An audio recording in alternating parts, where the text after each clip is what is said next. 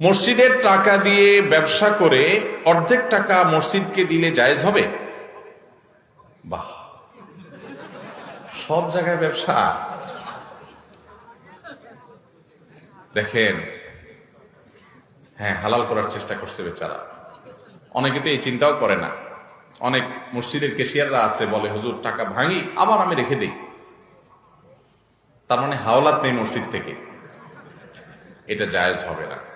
মসজিদের টাকা ক্যাশিয়ার সাহেবের কাছে থাকুক, আর সেক্রেটারি সাহেবের কাছে থাকুক, আর সভাপতি সাহেবের কাছে থাকুক, আর ইমাম সাহেবের কাছে থাকুক, যার কাছেই থাকুক না কেন, এটা আমানত।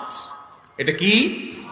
আর আমানতের টাকা, এটা তিনি নিজে হাওলাত নিতেও পারবেন না, কাউকে দিতেও, ব্যবসায় খাটাতে পারবেন না।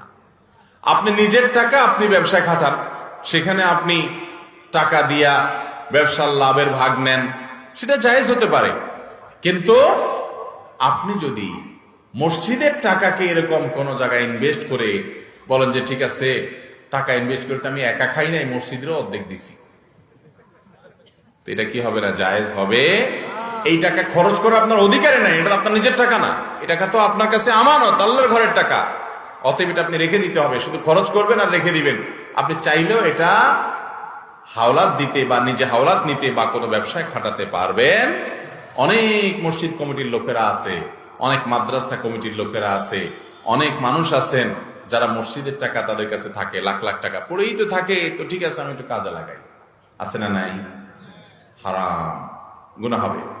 লা দীন লিমান লা আমানাতা লাহ, যার মধ্যে আমানতদারিতা নাই তার কোনো দিনদারি